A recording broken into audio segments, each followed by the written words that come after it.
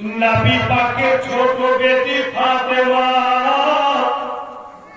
রাদিয়াল্লাহু তাআলা আনহা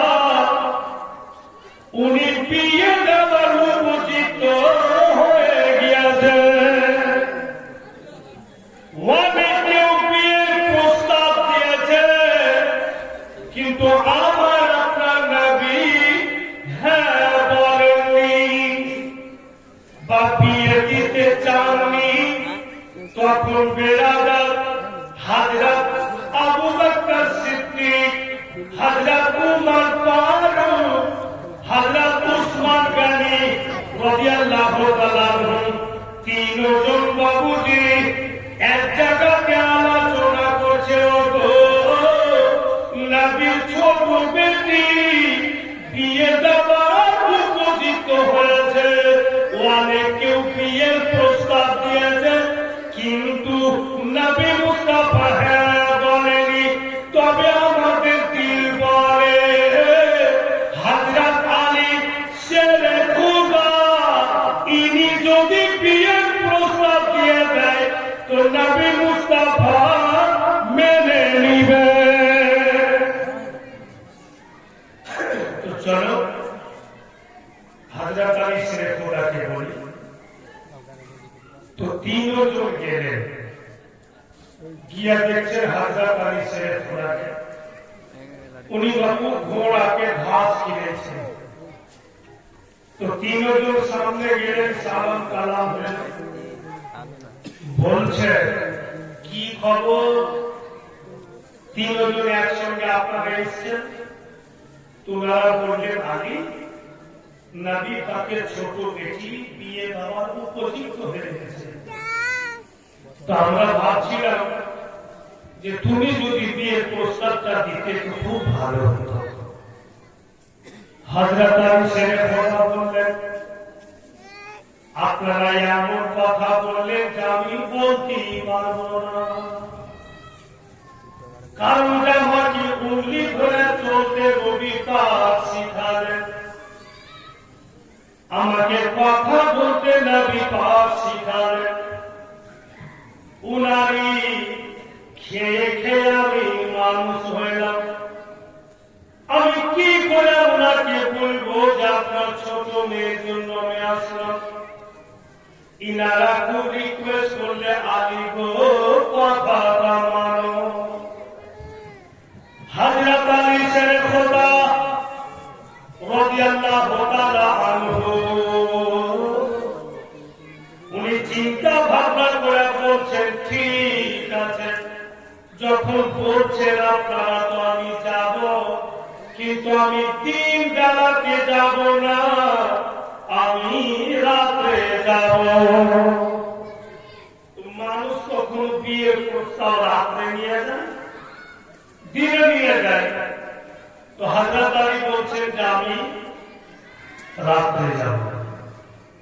ইনারা ভাবলেন যে রাত্রে তো রাত্রে, এখন যদি বলি যে না তুমি দিনে যাও তো হয়তো যাবে না, বলবে যে আমি যাবো না। বলে ঠিক আছে আলী তুমি রাত্রে যাও, তোমার রাত্রে দিন বলছে তো রাত্রে যাও। ভাইয়া বাবেরা মা বোনেরা ধ্যান দেন, সারা দুনিয়ার লোক যখন শুয়ে গিয়েছে কেউ জায়গা নাই, গভীর রাত্রে হযরত আলী শেরে খুদা গেলেন, নবী পাকের দরওয়াজাতে গিয়ে আওয়াজ দিচ্ছেন দরওয়াজা খুলো। ভিতরে উম্মে সালমা বলছে ইয়া রাসূলুল্লাহ এত রাত্রে কেউ জায়গা নাই, সবাই তো ঘুমিয়ে গিয়েছে, এত রাত্রে আমাকে দরওয়াজা থেকে আওয়াজ আমার আপনার প্রিয় নবী রাহমাতাল লিল আলামিন উনি মুশকিলে হাসা বলছে অত রাত্রে উম্মে সালমাকে বলছে সালমা গো তুমি দরওয়াজা খুলো, আমার আলী ছাড়া কেউ না।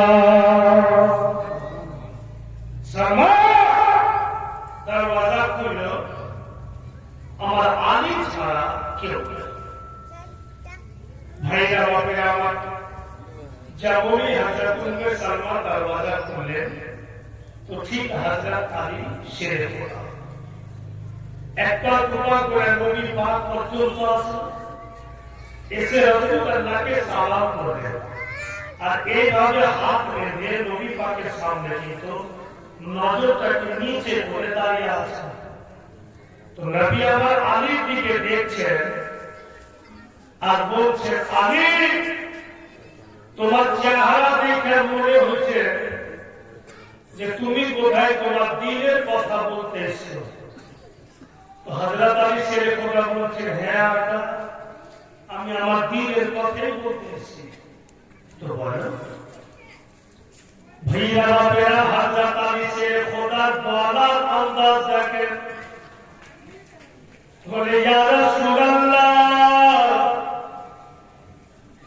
ছোট থেকে বড় হলাম আপনার উঙ্গলি ধরে, হুজুর আপনার আলী আর ছোট নেই, বড় হয়ে গিয়েছে। তাই ভাবছিলাম ইয়া রাসূলুল্লাহ, কতদিন আগায় আগায় থাকবো, যদি আপনি আমার সংসারটা বানিয়ে দিতেন খুব ভালো হতো।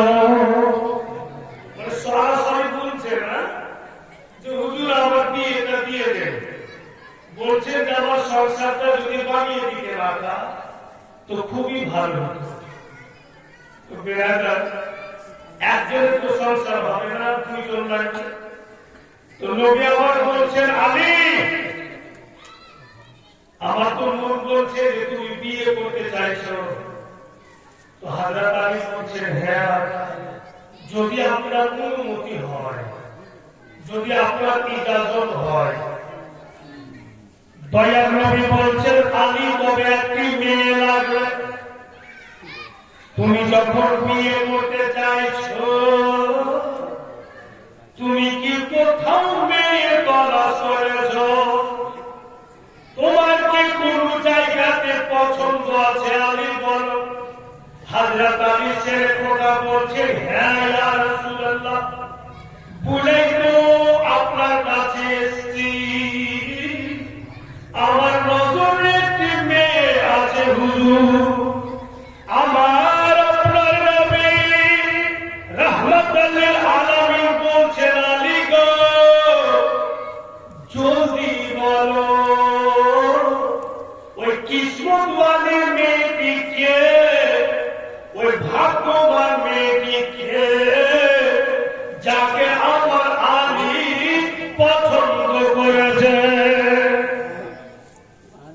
হযরত আলী সে কথা বলছেন, যাতা বলছি বলছি বলে চুপ। ফের নবী আমার বলছে, বল। হুজুর বলছি বলছি বলে ফের চুপ। তো নবী আমার বলছেন, আলী তুমি বলছি বলছি বলতে বলতে বলতে না চলে গেছে, তো বলে দাও না যে কোন মেয়েকে তুমি পছন্দ করেছো। তো হযরত আলী ভাবছেন যে আল্লাহ কি যে হয়ে গেল, চিন্তা ভাবনা করে বলছে, ইয়া রাসূলুল্লাহ বলে দিচ্ছি হুজুর, যদি ভুল হয়েছে আপনি আপনার আলীকে ক্ষমা করে দিয়ে। নবী আবার বলছেন, আলী তুমি তো বলোনি, তার আগে ক্ষমার কথা বলছো, আগে বলো তো তুমি কোন মেয়েকে পছন্দ করেছো। হযরত আলী ছেড়ে কথা তুমি চট করে বলছেন, ইয়া রাসূলুল্লাহ আমি আপনার ছোট বেটির জন্যই বলছি না। অর্থাৎ হযরত মা ফাতেমা কথাটা বলতে বাবু যা সময় লাগে, হযরত আলী ছেড়ে কথা 1 সেকেন্ড আগে বইয়ে দিয়ে কিন্তু রাস্তা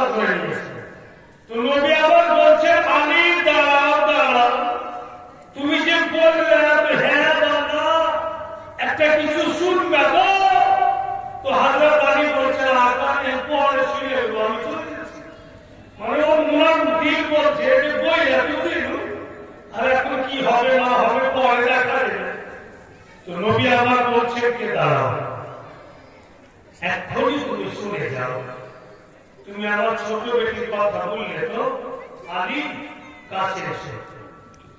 হযরত আলী শেরে খোদা বাবু কাছে গেছে নবী পাকের কথাটা বলার পর একটু আন্দাজ করেন যে দিনের ক্যাফিয়াতুল্লাহ কেমন হবে, যে কাছে তো ডাকলে কি হতে পারে।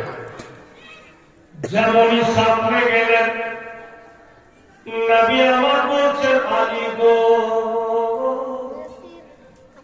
তুমি যা বলেছ একেবারে ঠিক। তুমি যখন আমার দরওয়াজাতে ছিলে, আমি আগে ছিলাম না।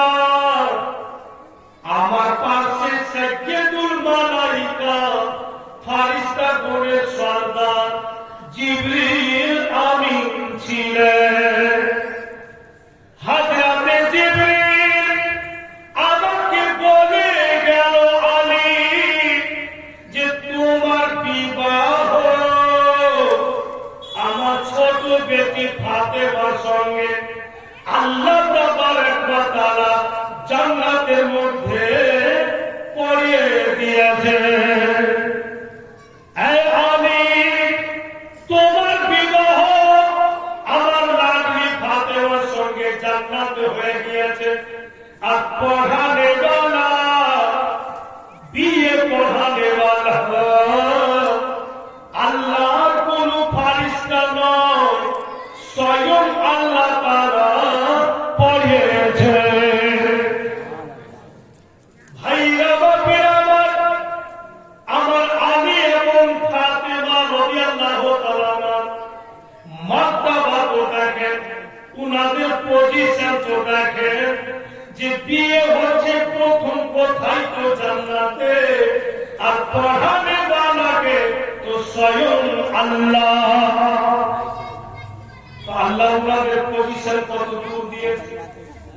তাই আলী আমাকে জিবরিল আমিন বলে গেলেন कि या রাসূলুল্লাহ, জান্নাতের মধ্যে উনাদের বিয়ে হয়ে গেছে। এবার আল্লাহ খবর দিয়া পাঠালেন যে দুনিয়ার বুকে আলীর সঙ্গে আপনার বেটি ফাতেমার বিয়ে দেন। তো তুমি যা বলেছ ঠিক বলেছ, তুমি ভুল করো। তোমার বিয়ে তো আল্লাহ থেকে হয়েছে। নবী আবার বলছেন, আলী বলো তো, বিয়ে যখন হবে আলী, তো খরচ হবে না কিছু বেলাটা? তো যখন খরচ হবে তো তোমার কাছে কত টাকা আছে? হযরত আলী শেরে খোদা বলছেন, ইয়া রাসূলুল্লাহ, ইয়া হাবিবাল্লাহ, আমার কাছে কি আছে কি না সবই তো আপনি জানেন। নবী আমার বলছেন, আলী খরচ তো হবে, বলে টাকা তো প্রয়োজন আছে, বড় আলী তুমি কি করবে? হযরত আলী বলছেন, ইয়া রাসূলুল্লাহ, আমার কাছে একটা ঘোড়া আছে হুজুর, যদি আপনার আদেশ হয় তো আমি ঘোড়াটা বিক্রি করে দিই। নবী আবার বলছেন, তুমি ঘোড়া চাইবে তো জিহাদের ময়দানে কি নিয়ে যাবে? তো আলী, তোমার ঘোড়া বেচা চলবে না, ঘোড়া বেচতে হবে না। তো হযরত আলী বলছেন, তবে আপনার তলোয়ার আছে, তো তলোয়ার খান বেচে দিই। তো নবী আবার বলছেন, তলোয়ার বিক্রি করে দিবে। তো জিহাদের ময়দানে কি নিয়ে তুমি জিহাদ করবে? আলী, তোমার তলোয়ার বিক্রি করা চলবে না। फिर हजरत अली শেরে খোদা বলছেন, ইয়া রাসূলুল্লাহ, তবে আমার কাছে ঢাল আছে হুজুর, ঢাল খানা বেচে দিন। আমরা সবাই জানছি যে তলোয়ারে বার করে আর ঢালে বাবু রক্ষা করে। তো আকা ঢাল বেচে দিন। ভাইরা বাবারা আমার, নবী আমার বলছে যে হ্যাঁ, ঢাল বেচে দাও, তোমার ঢাল খানা বিক্রি করে দাও। এবার হযরত আলী শেরে খোদার ঢালকে নিবেন, উনার ঢালকে খরিদ করবে। নবী আমার বলছেন এলান করলাম যে আগামী কালকে হযরত আলী শেরে খোদার ঢাল বিক্রি হবে। ঠিক এলান হয়ে গেল, কেউ ঢাল কিনবে। আগামী কালকে সাহাবাই কিরাম বলে একেবারে মাজমা বসে গেল, হযরত আলী শেরে খোদার ঢাল কিনবে। ওই মাজমাতে নবী মুস্তাফা আছে। কেউ বলছে হুজুর আমি 500 টাকা দিব, নবী আমার শুনে থেকে গেলেন।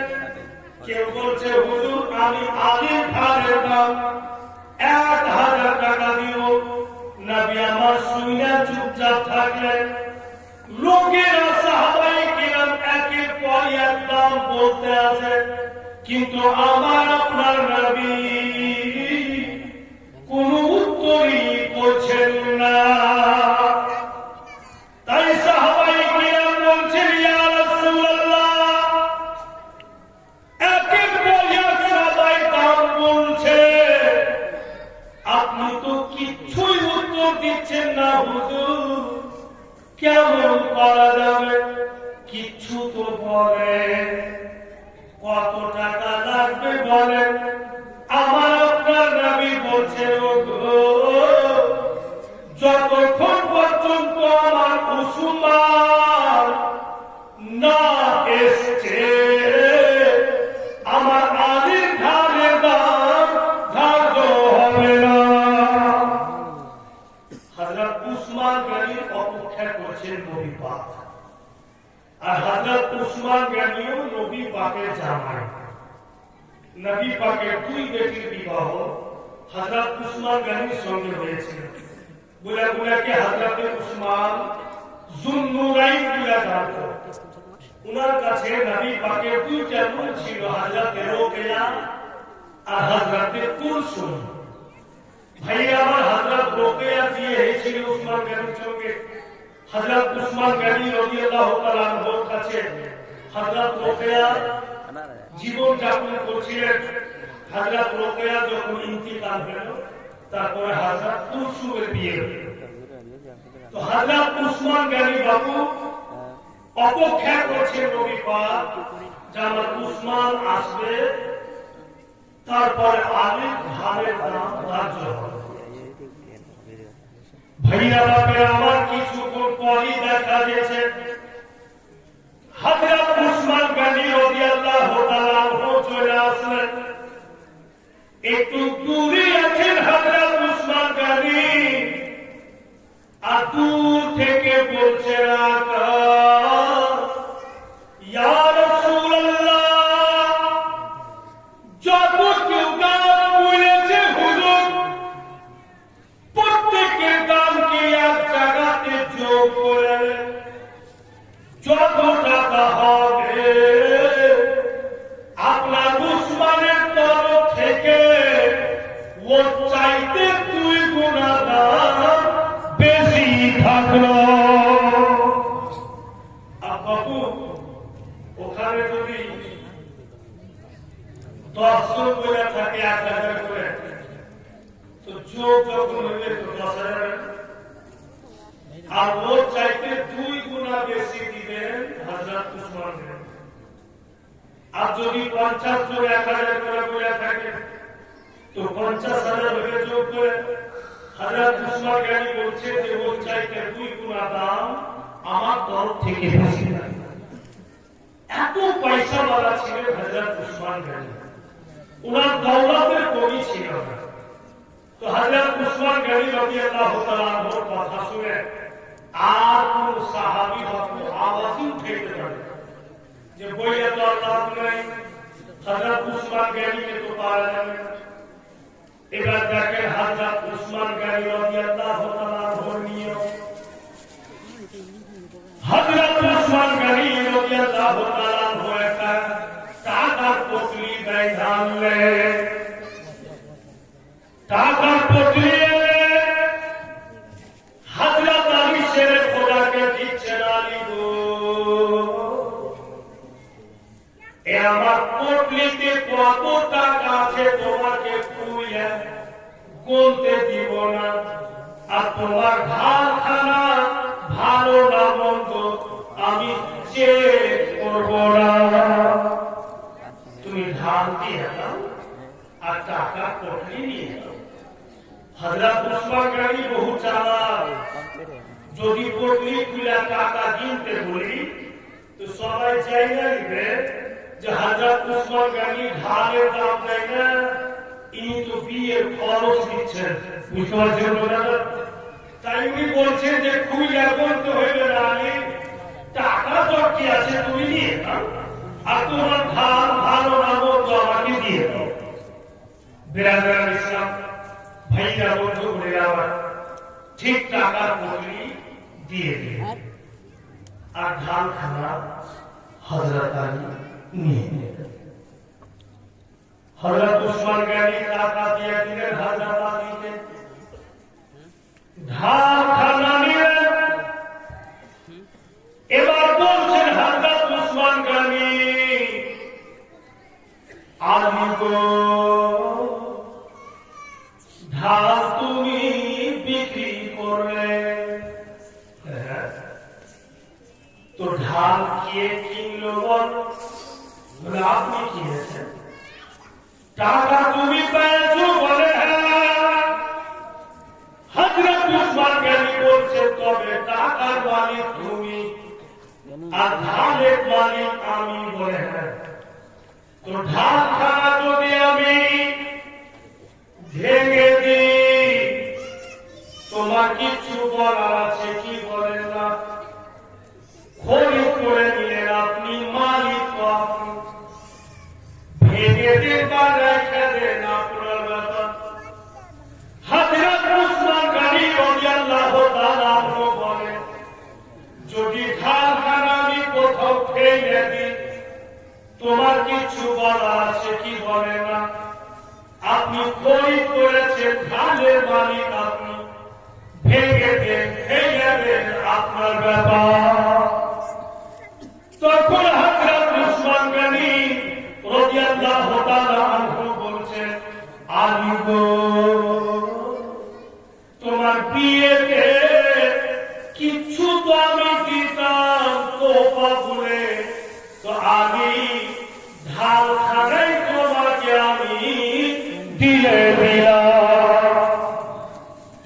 হযরত আলী শের খোদা টাকা অনেক হয়ে গেল আর ধানও বেঁচে বলে হযরত উসমান গনি বিয়ে তোফা মনে করে ধান দিয়ে দিলেন তো দুটাই থেকে গেল হযরত আলীর কাছে তো নবী মুস্তাফা জানছিলেন যে আমার উসমান আসবে এমনই কাজ করবে যে সব হয়ে যাবে আর আমার আলীর কিছু বিক্রিও হবে এটা নবী পাক জানছিলেন সাহাবায়ে কেরাম তো জানছিলেন না আর যদি সাহাবায়ে কেরাম জেনেই নিলেন তো বিরাদরান ইসলাম ভাইরা আমার বন্ধু বোনেরা নবী আর সাহাবী থেকে কিছু তফাৎ থাকবে তফাৎ থাকবে মুয়াজ্জিন হযরত আর টাকা হয়ে গেল ওই টাকাকে এদিকে মাইক চালাচ্ছে কেন আমার তো মনে হচ্ছে সবটা কথা এই আমাদের কারণে বলে যাচ্ছে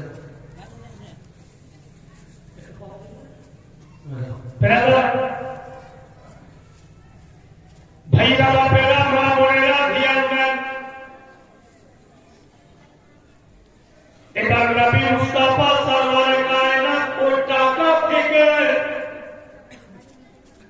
3 ভাগ করলেন এক ভাগ টাকা হযরত আবু বকর সিদ্দিককে দিলেন যারা বিয়েতে লোক আসবে ওদেরকে তুমি খাওয়াবে এক ভাগ টাকা ওকে দিয়ে দিলেন দ্বিতীয় ভাগ টাকা হযরত উম্মে সালমাকে দিলেন সালমা গো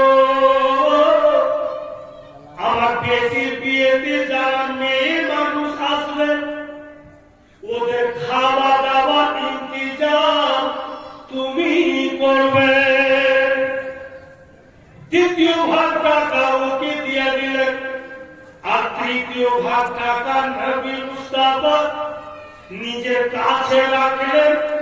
যেদিন আমার আলীর বিয়ে দিব এই টাকা থেকে আমার আলী বিয়েতে নগদ মোহর দিবে।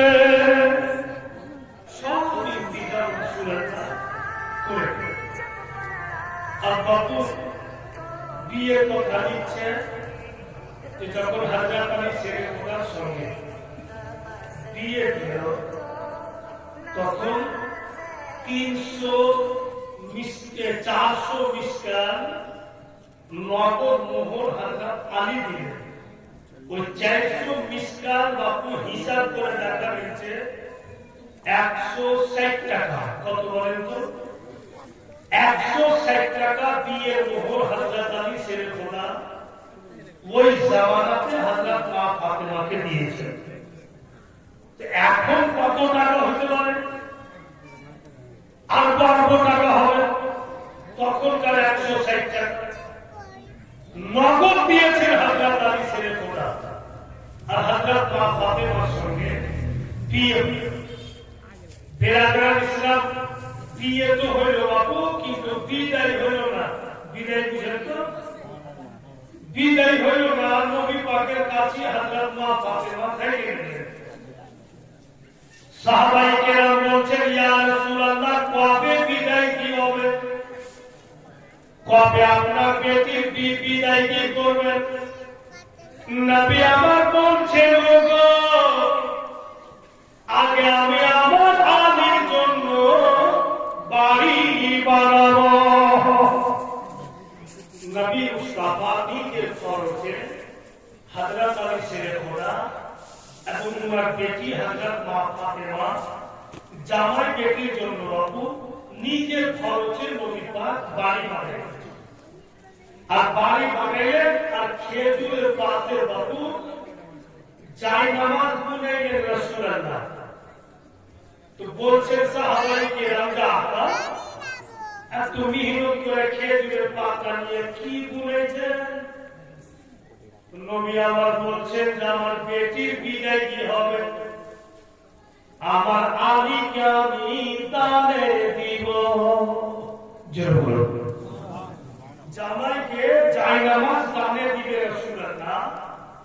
বুঝলে বাবু, খেজুরের পাতে জায়নামাজ দিবে। আর নবী মুস্তাফা সরওয়ারে কায়নাত নিজের হাতে বাঁশকে কেটে কেটে নবী আমার বাঁশের একখানা খাটলা বানালেন। যেগুলো বাঁশ মোটা বেশি হয় না আর কইগুলো লম্বা লম্বা হয়। কি নাম বাঁশগুলো? ঠিক আছে না আপনারা? আমাদের পাহাড়ি এলাকাতে খুব হয়। ওই বাঁশের নবী আমার খাটলা বানালেন।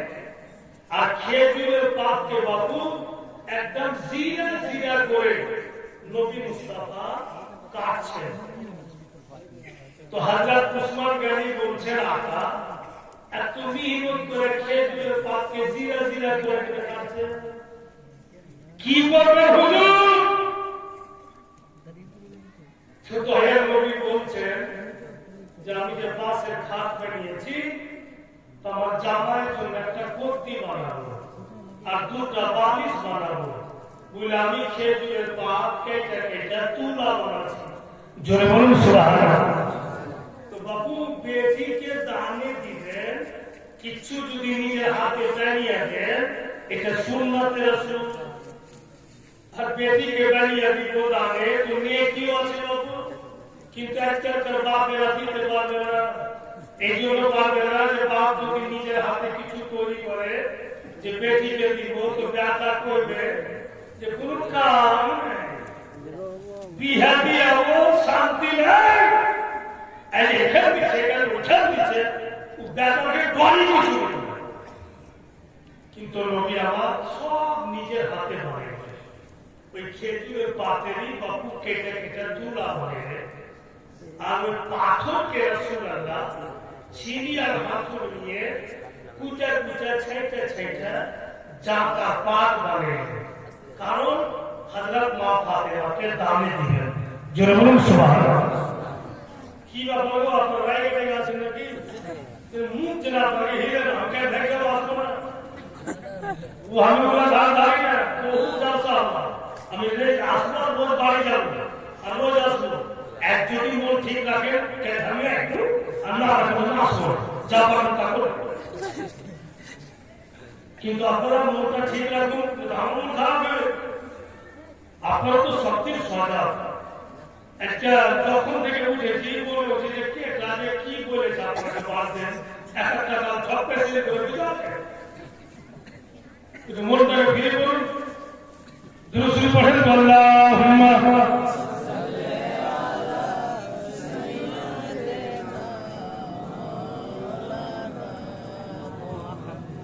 ওয়া আলা আলিহি সাইয়্যিদিনা সাল্লাল্লাহু আলাইহি ওয়াসাল্লাম। মা বেটি বলে না, বুঝতে পেরেছো মা?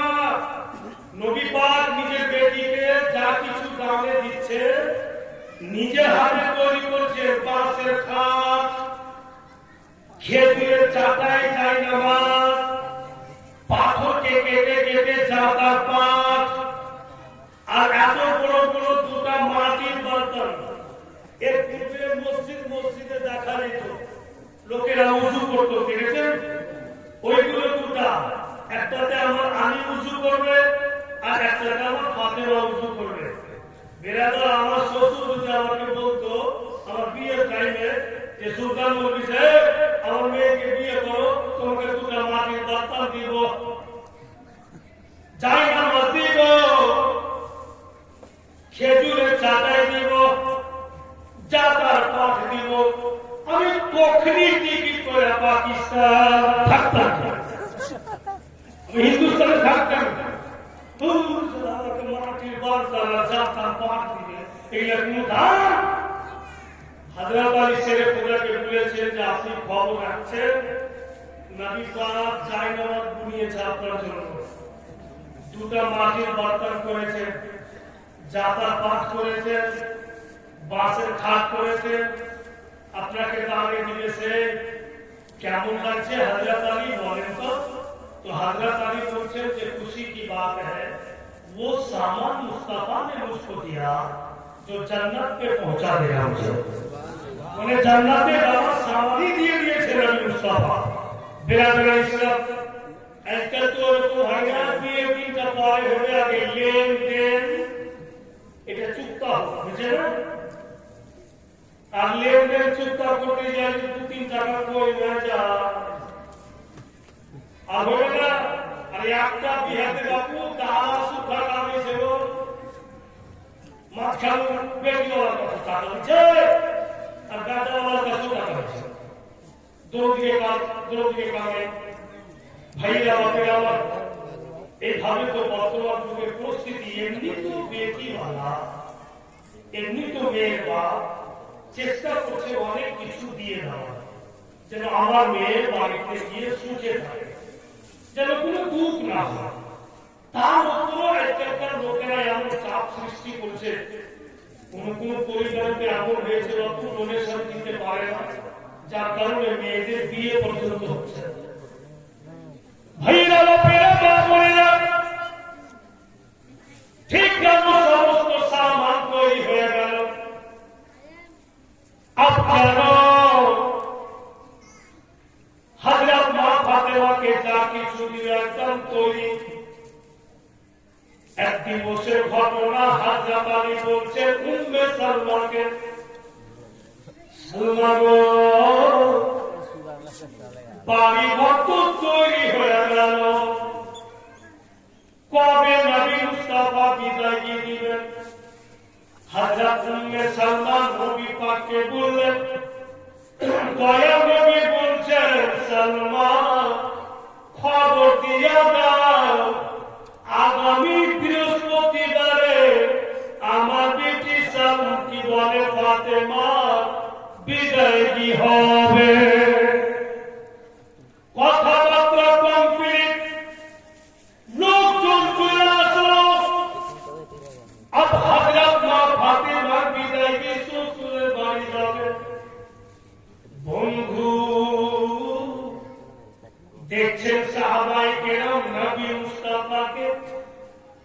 নিজের লাডলি বেটিকে নিয়ে আসেন বের করে। আর যেমনই হযরত মা ফাতিমা পা উঠিয়েছে আর উনার পায়ে পরে বাবু যেন ফুলের বিছানা হয়ে যায়। তো হযরত মা ফাতিমা পাটাকে এসে ধরেছে। তো নবী আবার বলছেন, দেখি পা বিছিয়ে দাও, তোমার জন্য তো ফুল বিছিয়ে দেওয়া, এর উপর দিয়ে তুমি হেঁটে চলো, তুমি পাটা বিছিয়ে দাও। বলে উর্দু ভাষাতে বলছে कि शहर गुलशन कौन देखे दास्त तैयबा छोड़कर, शहर गुलशन कौन देखे दास्त तैयबा छोड़कर,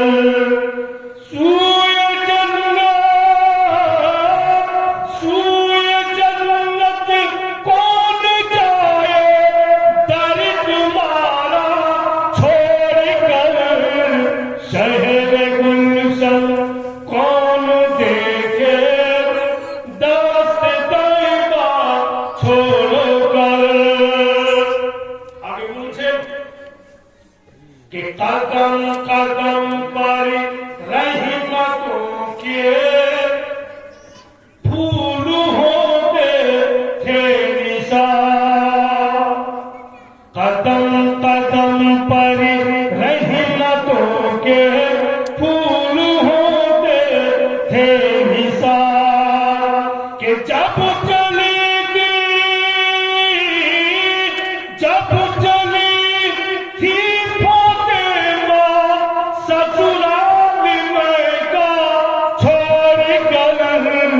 शहर गुलशन कौन देखे दास्त तैयबा छोड़कर। नबी मुस्ताफा हযরত মা ফাতিমাকে বাড়ি থেকে বিদায় দিচ্ছে। तुम तो জাহানের নবী পাওয়ার খানা বাড়িতে যেন বেছে বেছে রাখছে, যেন চিন্তা ভাবনা করে করে রাখছে। সাহাবাই কিরাম বলেন, ইয়া রাসূলুল্লাহ ইয়া হাবিবাল্লাহ ফিদাকা আবি উম্মি হুজুর, আপনার কত করে আমাদের মা বাবা কুরবান। ইয়া রাসূলুল্লাহ বাড়িতে অত ভিড় নাই, লোকের চাপ নাই, তো আপনি পা মুবারক বেছে বেছে কেন রাখছেন? যেন মনে হচ্ছে যে অনেক ভিড় আছে, দেখে শুনে পা রাখছেন আপনি, কিন্তু ভিড় নাই, লোকের চাপ নাই। তো নবী আবার বলছেন, ওগো সাহাবায়ে কিরাম ঠিক বলেছো, লোকের চাপ নাই, কিন্তু তোমরা দেখতে পাও না। স্পষ্ট হাদিস শরীফে লেখা আছে, নবী আমার বলেন, ইন্নী আরা মা লা তারাউনা, নিশ্চয় আমি যাহা কিছু দেখি তোমরা দেখতে পাও না। আমার বেটি বিদায় দিতে আল্লাহর তরফ থেকে ৭৭,০০০ ফেরেশতা নাযিল হয়েছে। আমার বাড়িতে ৭৭,০০০ ফেরেশতা নাযিল হয়েছে আমার বেটির বিদায় দিতে, বলে আমি পাও দেখে শুনে রাখছি। ভাইরা, তো নবীর ধারণা, উনাদের সম্মান আমাদের থেকে আলাদা হলো না। আল্লাহ ৭৭,০০০ ফেরেশতা নাযিল হয়েছে নবীর বেটিকে বিদায় করার জন্য। আর বাপু বিদায় হয়ে গেল, আর নতুন ঘরে নবী মুস্তাফা পৌঁছে দিলেন। নতুন ঘরে যেমনই গেলেন, দয়ার নবী বলছেন, ফাতেমা এক গিলাস পানি দাও রে মা। এক গিলাস পানি নিলেন নবী মুস্তাফা, আর পানির গিলাসে রাসূলুল্লাহ উংলি ডুবালেন। উংলিগুলোকে ভিজিয়ে হযরত মা ফাতেমার শরীরে পানি ছিটা মারলেন এবং হযরত আলীর শরীরে পানি ছিটা মারলেন, ঘরের চতুর্দিকে পানি ছিটা মারলেন। এবার নবী আমার বলছেন, ফাতেমা আজকে থেকে তুমি আমার নিকটে বেটি সব চাইতে প্রিয়। আজকে থেকে আমার নিকটে বেটি তুমি সব চাইতে প্যারি। ও আমার আলী শুনো, আর আজকে থেকে তুমি আমার নিকটে সব চাইতে ইজ্জতওয়ালা। अब তোমরা আপনার ঘর সংসার চালু করো। अब बापू हजरत अली शेर खुदा हजरत মা ফাতেমা আপনার ঘর সংসার চালু করতে লাগলেন। এক রাত্রের কথা দিচ্ছে কিতাবে যে হযরত সাইয়েদা মা ফাতেমা রুটি বানিয়েছেন হযরত আলী শের খুদার জন্য নিজের বাড়িতে। তো রুটি বানিয়েছে বাপু, একবার করে হযরত আলীর দিকে দেখছেন হযরত মা ফাতেমা, আর একবার করে রুটি বানিয়েছে। হঠাৎ যেন মা ফাতেমা দেখছেন হযরত আলী শের খোদাকে বিছানা থেকে নিজের মাথা খানা ঝুঁকিয়ে দিয়েছে। বিছানার উপর থেকে মাথা খানা নিচে ঝুঁকিয়ে দিয়েছে হযরত আলী, আর মাটির দিকে নজর করে দেখছেন, আর মাটির সঙ্গে হযরত আলী শের খোদা কথা বলে। যে জায়গার মাটির সঙ্গে হযরত আলী কথা বলছেন বন্ধু, ওই জায়গার মাটি খানা রহিলে আর হযরত আলীর সঙ্গে কথা বলে। হযরত মা ফাতেমা তাজ্জুব হয়ে যান যে আমার স্বামী মাটির সঙ্গে কথা বলছে। নবী মুস্তাফা সরওয়ারে কায়নাতকে হযরত আলী বলছে, কি বলে মা ফাতেমা বলেন, আব্বা জান গত রাত্রে তাজ্জুব হয়ে গিয়েছি, এর পূর্বে কোনদিন দেখিনি। নবী আমার বলছেন, কি দেখেছো রে মা? বলে আপনার জামাইকে দেখলাম যেন মাটির সঙ্গে কথা বলছে। নবী আমার বলেন, বেটি শুনো রে মা, মাটির সঙ্গে কথা বলা দূরে থাক, আল্লাহ তাবারক ওয়া তাআলা আমার আলীকে উন্নত দান করেছে বেটি। আমার আলী মাটির সুইঘাও ভুলে দিতে পারবে যে মাটির নিচে কি আছে। আমার আলীকে ইজাও আল্লাহ তাআলা দিয়েছে যে মাটির সুইঘাও ভুলে দিতে পারবে যে মাটির নিচে কি আছে। ফাতেমা এই সব বিষয় নিয়ে তুমি চিন্তা করিও না। আর বাপু দিন যেতে লাগলো, সময় কাটতে লাগলো। কিতাবি লিখছেন, আপনারা শুনেছেন যে প্রথম দুনিয়াতে নাতলা তোলারা কে এসেছিলেন? তো হযরতে ইমামে হাসান আলী মুকাম। তারপর আরো একজন এসেছিলেন, উনি কে? বাইলা হযরতে ইমাম হুসাইন আলী মুকাম।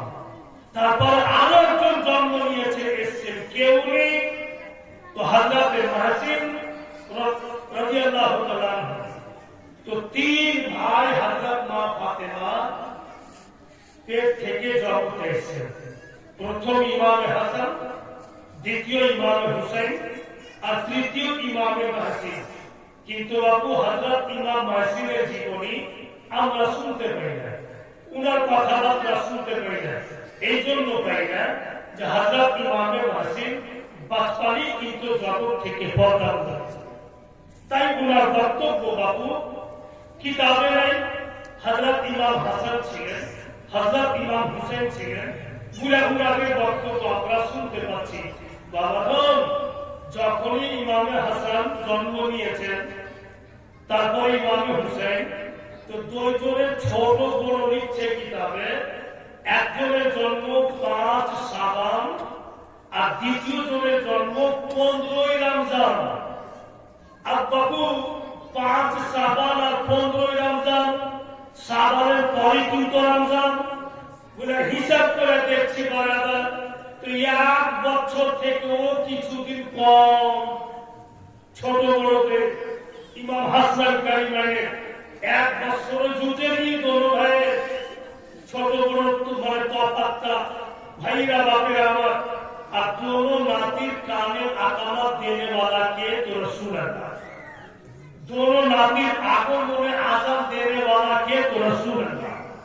বেরাদার ইসলাম ভাইরা বাপেরা আমার, आप चिंता করুন যে নাতিদের কানে আকামা দেনে वाला নবী মুস্তাফা, যে নাতিদের জন্য আযান দেনে वाला নবী মুস্তাফা, উনাদের পজিশন কত দূর হবে। আর ভাইরা বাপেরা আমার, दोनों नाती आका मौला दुनिया के एসছে আমার আপনার প্রিয় নবী নিজের হাতে একখানা ঝুলনা বানালেন। হাইরে নবী পাক ঝুলনা বানিয়ে বাবু রসুল আল্লাহ মাথায় করে নিয়েছেন ঝুলনা। আর মাথায় করে নিয়ে আর বেটির বাড়ি গেছে। তো বেটির বাড়ি যখন নবী পাক গেছেন, তো বাপু রাস্তাতে হযরত উসমান গনির সঙ্গে দেখা। তো হযরত উসমান গনি দেখছেন নবী পাক মাথার উপরে ঝুলনা দিয়ে চলে আসছে। তো হযরত উসমান গনি বলছেন, ইয়া রাসূলুল্লাহ, আপনার মাথার উপরে ঝুলনা আমি বুঝতে পারছি আপনি আপনার বেটির বাড়ি যাচ্ছেন। ইয়া রাসূলুল্লাহ, কত মেহনত করে আপনি যাবেন, ঝুলনা আমি আপনার বেটির বাড়ি পৌঁছে দিচ্ছি। আমার আপনার নবী কি সুন্দর জবাব দিয়েছেন। নবী মুস্তাফা বলছেন, উসমান গো, এখন তুমি বুঝবে না, নাতিদের জন্য ঝুলনা বানিয়ে মাথায় করে পৌঁছা দেওয়া, এতে কত স্বাদ আছে, কত ইন্টারেস্ট আছে। যেই দিন তুমি না হবে সেই দিন বুঝবে। উসমান, এখন তুমি বুঝবে না, এখন তো তুমি না হবে। আমি না হয়েছি, আমি বেটির বাড়ি যাচ্ছি, আমি ঝুলনা বেটির বাড়ি পৌঁছে দেব। উসমান, তোমাকে যেতে দেবে না। ওখন যদি সুলতান রবি সাহেব ঝুলনা বানিয়ে মাথায় করে আর বেটির বাড়ি দিতে যায়, তো আমার বেটা বলবে যে কোন কাম পাওনি, বাড়ি খালিয়ে চলে যাও না, যে দিয়ে চলে গেছে, সব ছেড়ে চলে যাও। ঝুলনা বানিয়ে ফের মাথায় করে বেটির বাড়ি গেছে।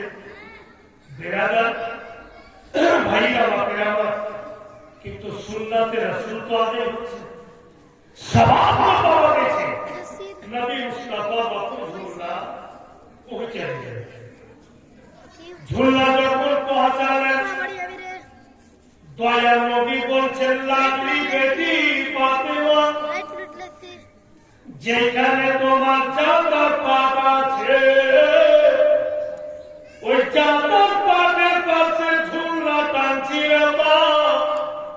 তুমি তো একলা মানুষ, তুমি যাতাও ঘুরাবে, একবার করে ঝুলাবে, একসঙ্গে তোমার 2টা কাজ হবে বেটি। তাই আমি চাতার পাশে ঝুলনা টেনে দিচ্ছি।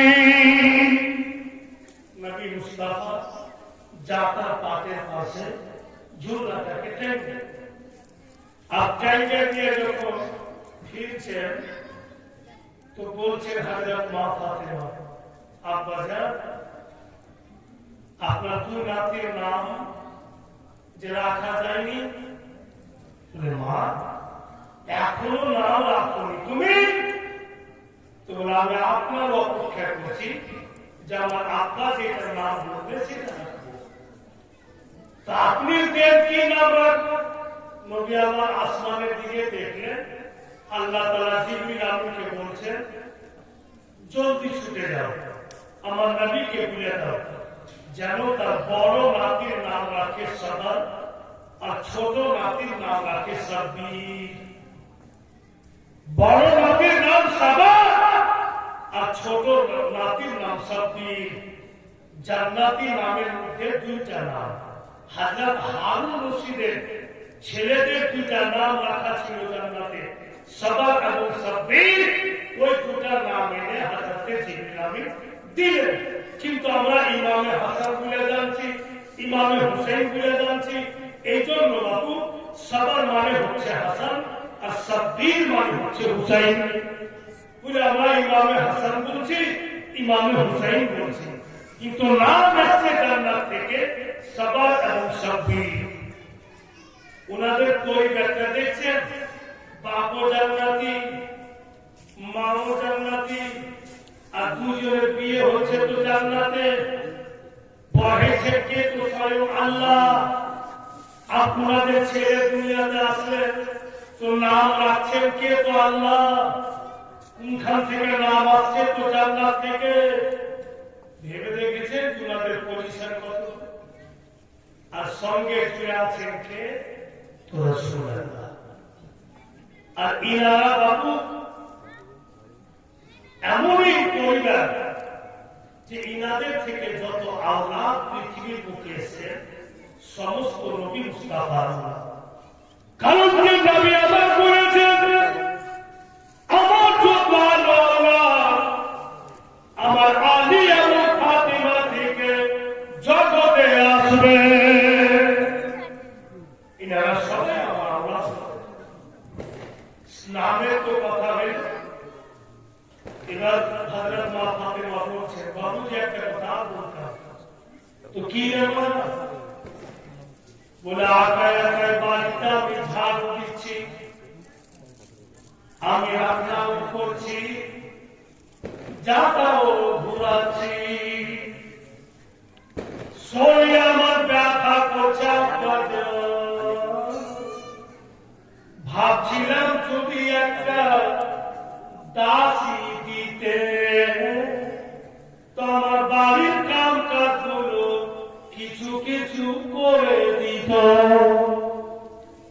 আমরা নিজের ভাষাতে চাকর নিয়ে বলছি যে একটা দাসী দিতে তো বাড়ির কিছু কাম কাজ করে দিত, আমার একটু সুবিধা।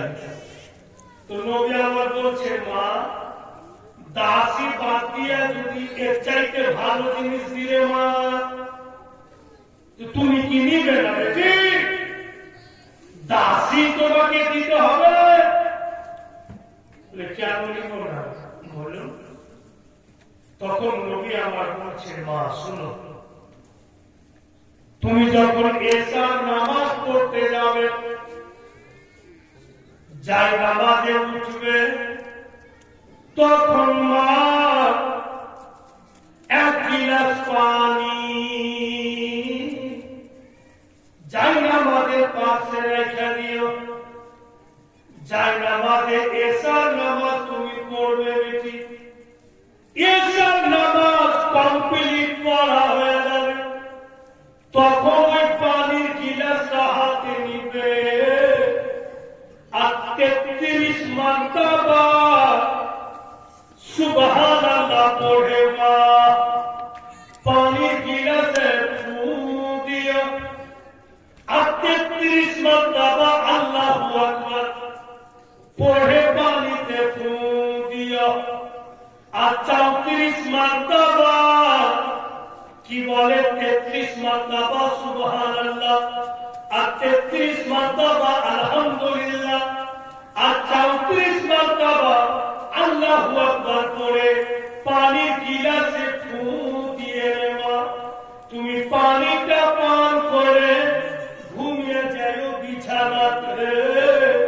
ফজরের নামাজে উঠবে বেটি তো তোমার শরীরে ব্যথা থাকবে না, সম্পূর্ণ ব্যথা পানি পানি হয়ে যাবে না। কিচ্ছু লাগবে না বেবি, নবী লাডলি খাতুনে জান্নাত বলছেন আব্বাজান, আর আমি কাছে নিব না, আমার এই তসবিহগুলো ঠিক আছে। এটাই হবে। আর হযরত মা ফাতেমা মা বেটিরা ওটাই করতেন, সারাদিন কাম কাজ করতেন। আর এসার নামাজের টাইমে ওই পানির গিলাস গায়ে নামাজের পাশে রেখে দিতেন। 33 বার সুবহানাল্লাহ করে ফু দিতেন, 33 বার আলহামদুলিল্লাহ করে ফু দিতেন, 34 বার আল্লাহু আকবার করে ফু দিতেন। আর পানিটাকে খেয়ে নিতেন হযরত মা ফাতেমা। আর সকালে উঠতে ফজরের আজানে তো বাবু ওনার শরীরে ব্যথা থাকতো না।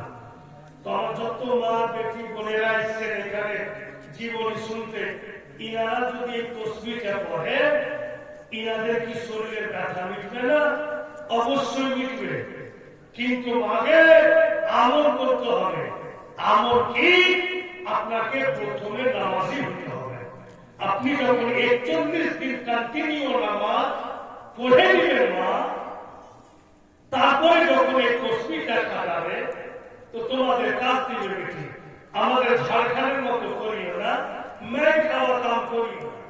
মানে জালসা শুনে যে ও আক্ষর আমার পড়ে না, সুবিধা মনে হয়েছে এটা। আর আপনার গাইতে 1 গিলাস পানি দিয়া 33 বার সুবহানাল্লাহ ফু, 33 বার আলহামদুলিল্লাহ ফু, 34 বার আল্লাহু আকবার ফু দিয়া কাটা খায়া ও আপনার সুবিধা আছে। সকালে উঠছে হাতে পারে সবে লাগছে। ও কিন্তু সুলতান মৌলভী সাহেবকে ঘুরে বাড়িয়েছে যে মন বিয়োগের ঝুট কথা হচ্ছে।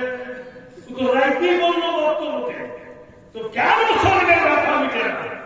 আমি তো খেলাম পানি, আর যে বাড়িটাতে ঘুমিয়ে আছে ওই বাড়িটাতে যা বলছে আগে সুলতান মৌলভী সাহেব আছে, আমি কিন্তু শুনতে পাচ্ছি ঠান্ডার দিন আমি ল্যাপটপ গায়ে শুধাই বস কেন গে